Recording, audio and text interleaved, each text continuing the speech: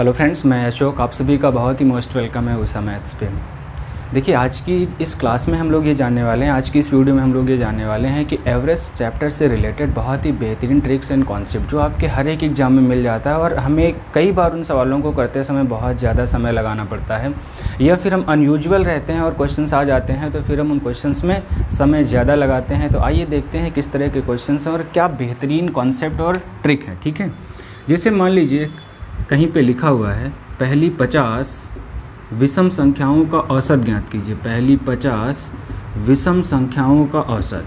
ठीक है, विषम संख्याओं का औसत।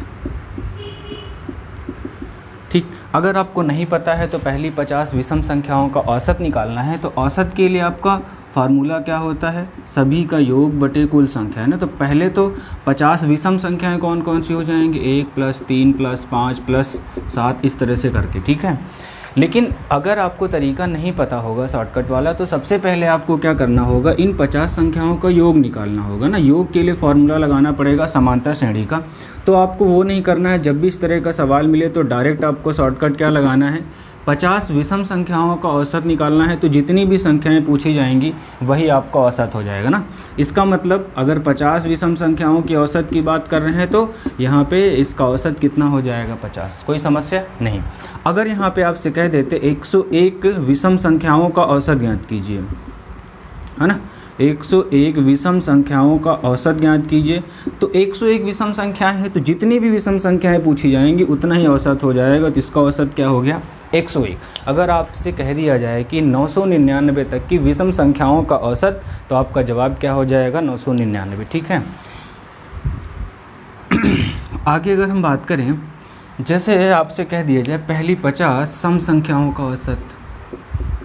पहली 50 सम संख्याओं का औसत। ठीक है, तो अगर पहली 50 सम संख्याओं के औसत की बात करेंगे तो औसत का वही फार्मूला है, कुल संख्याएं, है ना। संख्याओं का योग बटे कुल संख्या। लेकिन अगर आपको शॉर्टकट तरीका पता है, 50 विषम संख्याएं हैं, 50 सम विषम संख्याएं हैं, तो जब भी सम वाली बात आएगी तो n+1 जितनी भी संख्याएं दी गई हैं तो हमारा औसत क्या हो जाएगा? 50 + 1 कितना हो गया? 51। ठीक, अगर आपसे पूछा जाए 1000 तक की सम संख्याओं का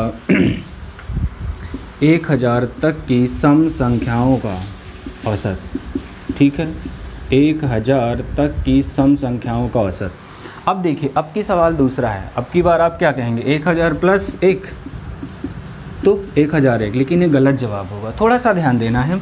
1001 तक की है तो पहली विषम क्या है हमारे पास? सम संख्या। पहली विषम संख्या 2 होगी, 4 होगी, 6 होगी, 8 होगी, 10, ऐसे ही लास्ट में कौन सी हो जाएगी? 1000।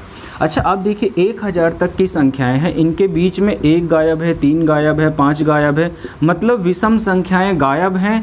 तो जैसे 50 सम संख्याएं थी तो यहाँ पे टोटल सम संख्याएं कितनी हो गई? 500। अगर 1 से लेके 1000 तक हम सम संख्याओं की बात करेंगे तो टोटल संख्याएं कितनी हो गई? 500, है ना। अब हो गया पहली 500 सम संख्याओं का औसत, तो कितना हो जाएगा? 500 + 1 तो 501। ठीक है, तो इसी तरह की बेहतरीन शॉर्टकट एंड ट्रिक्स के लिए चैनल पे बने रहिए। हम लोग बहुत ही जल्द औसत चैप्टर स्टार्ट करने वाले, जहाँ पे सारा सब कुछ बेसिक और जितने भी इंपॉर्टेंट टाइप के शॉर्टकट्स हैं जो आपके एग्जाम्स में पूछे जाते हैं उन सभी का डिस्कशन करेंगे। तब तक आप बने रहिए। मिलते हैं बहुत ही जल्द। Wish you all the best. Good luck. Thank you.